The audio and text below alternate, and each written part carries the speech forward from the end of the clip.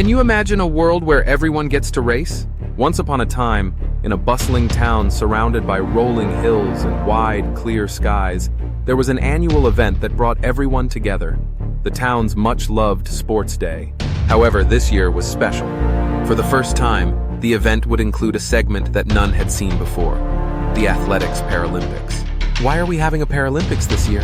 young Emma asked her mother as they walked towards the field, hand in hand. Her mother smiled, squeezing her hand gently. "Well, Emma, it's because everyone deserves a chance to compete and showcase their talents, no matter what challenges they might face," her mother explained. As they settled on the sidelines, Emma saw athletes of all ages and abilities gathering, their faces alight with excitement and determination.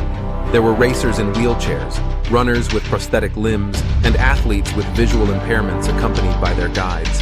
The races began, and the crowd cheered wildly. Each race was a breathtaking display of skill, strength, and spirit. Emma was particularly moved by a runner named Lucas, who raced with the aid of a prosthetic leg. His speed was incredible, and his resilience was even more so. Throughout the day, Emma learned the stories of these inspiring athletes. She learned about the technology behind prosthetics and the training that went into preparing for such events. She saw how guide dogs helped visually impaired runners navigate the tracks, and how wheelchair racists maneuvered with such precision and grace.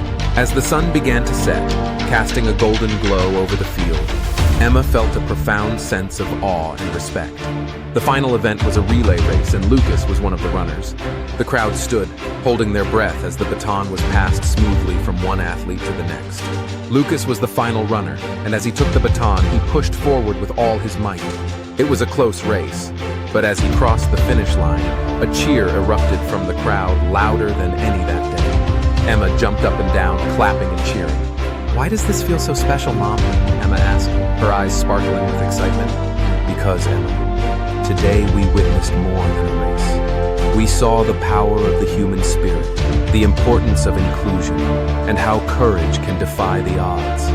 The Paralympics teach us that everyone has a place on the track of life, and every effort, no matter how small, is a victory." As they walked home, under the stars now twinkling in the night sky, Emma felt inspired.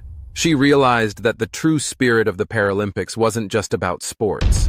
It was about embracing everyone's differences and celebrating their abilities, about fighting for every dream and supporting each other, no matter the obstacles.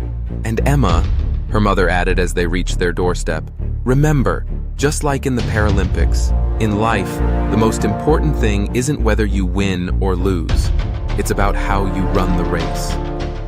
Emma nodded, understanding that the courage and determination she admired in the athletes were something she could carry into every aspect of her own life.